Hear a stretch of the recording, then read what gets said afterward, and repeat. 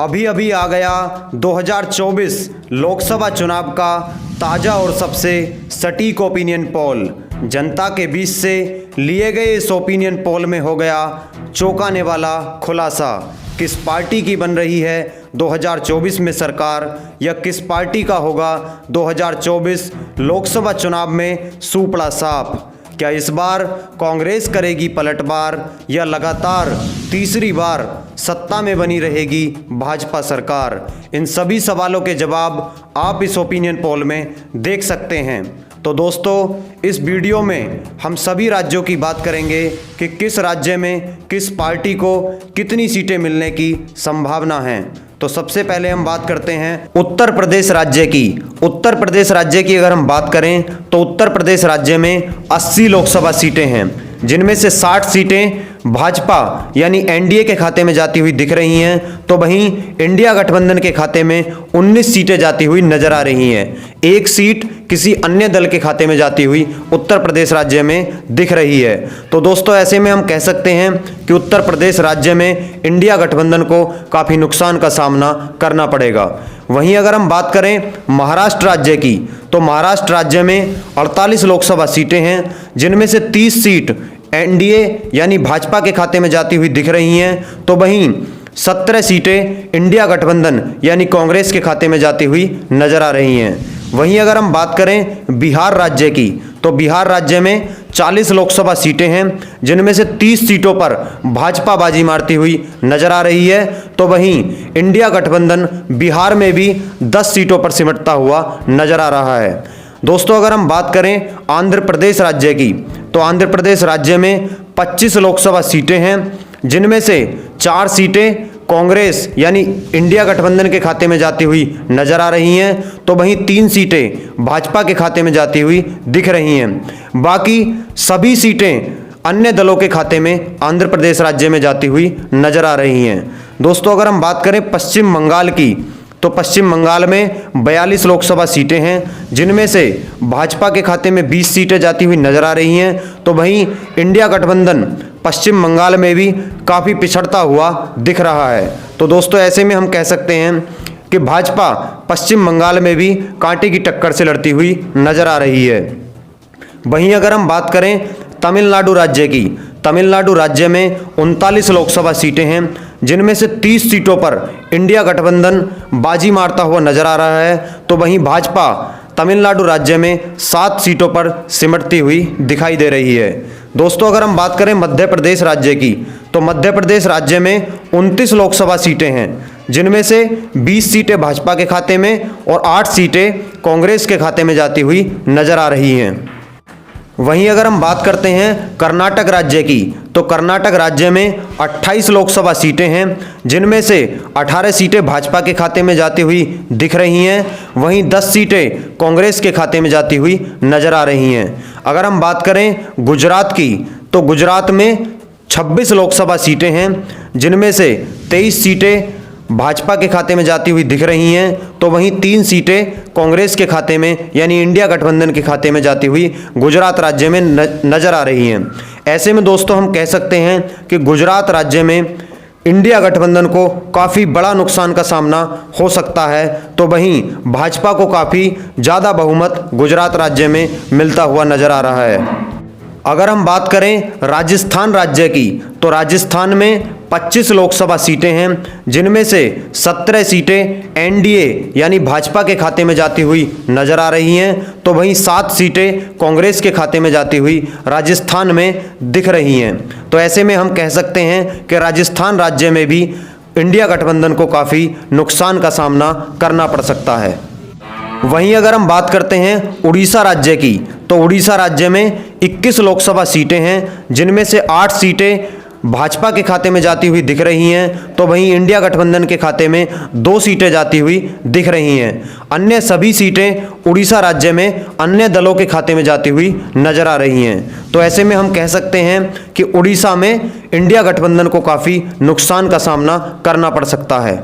वहीं अगर हम बात करें केरल राज्य की, तो केरल राज्य में 20 लोकसभा सीटें हैं, जिनमें से 17 सीटों पर इंडिया गठबंधन बाजी मारता हुआ नजर आ रहा है। वहीं भाजपा 3 सीटों पर केरल राज्य में सिमटती हुई दिख रही है। दोस्तों अगर हम बात करते हैं तेलंगाना राज्य की, तो तेलंगाना राज्य में 17 लोकसभा सीटें हैं, जिनमें से 9 सीटों पर इंडिया गठबंधन यानी कांग्रेस बाजी मार सकती है, तो वहीं भाजपा तेलंगाना राज्य में 5 सीटों पर सिमटती हुई दिख रही है।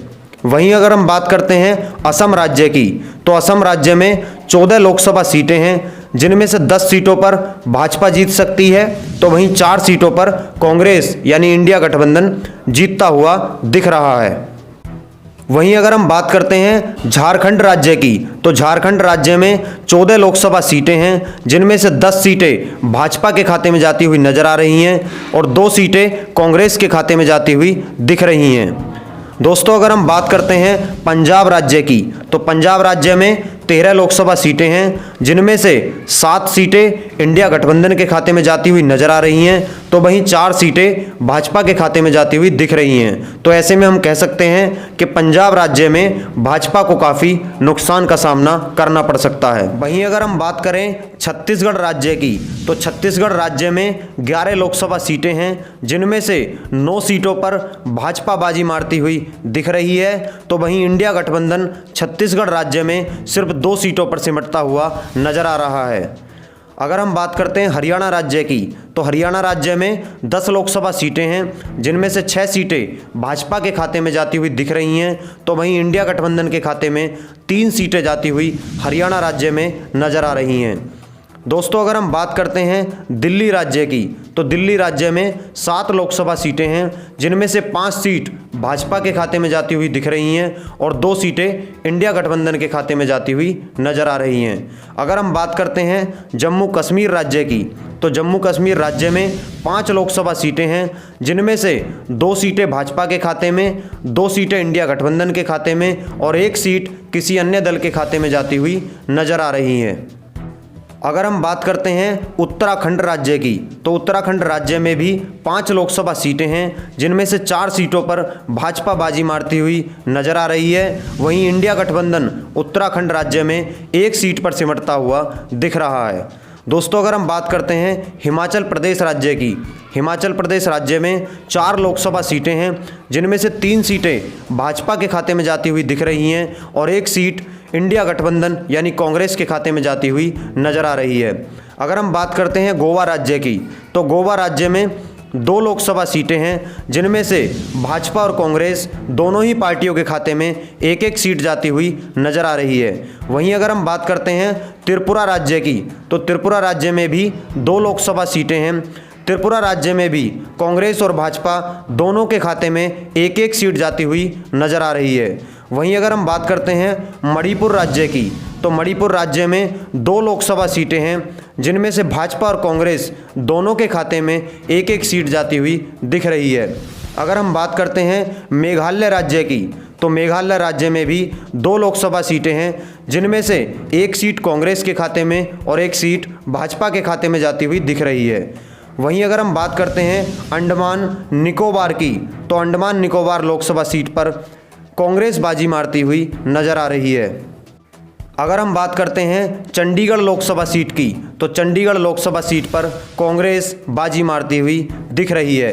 वहीं अगर हम बात करते हैं लद्दाख लोकसभा सीट की, तो लद्दाख लोकसभा सीट पर भाजपा बाजी मारती हुई नजर आ रही है। दमनदीप राज्य की अगर हम बात करें, तो दमनदीप राज्य में 2 लोकसभा सीटें हैं, जिनमें से 1 सीट कांग्रेस और 1 सीट भाजपा के खाते में जाती हुई दिख रही है।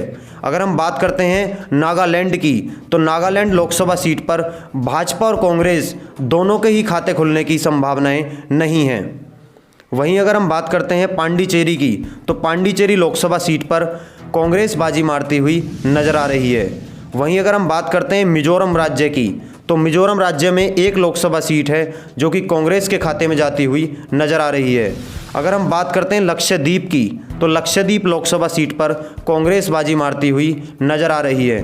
वहीं अगर सिक्किम लोकसभा सीट की भी हम बात करें, तो सिक्किम लोकसभा सीट भी इंडिया गठबंधन यानी कांग्रेस के खाते में जाती हुई दिख रही है। तो दोस्तों 2024 लोकसभा चुनाव के इस सबसे सटीक ओपिनियन पोल के जो फाइनल रिजल्ट निकल कर आए हैं, वो आप सभी के सामने हैं। आप देख सकते हैं भाजपा यानी एनडीए के खाते में 303 सीटें जाती हुई नजर आ रही हैं। वहीं इंडिया गठबंधन के खाते में सिर्फ 176 सीटें जाती हुई दिख रही हैं। तो ऐसे में इन फाइनल रिजल्ट को देखने के बाद हम कह सकते हैं कि भारतीय जनता पार्टी 2024 के लोकसभा चुनाव में काफ़ी आगे है। ओपिनियन पोल, सभी ओपिनियन पोल यही बता रहे हैं कि भारतीय जनता पार्टी इस बार भी पूर्ण बहुमत की सरकार बनाने की कगार पर खड़ी है।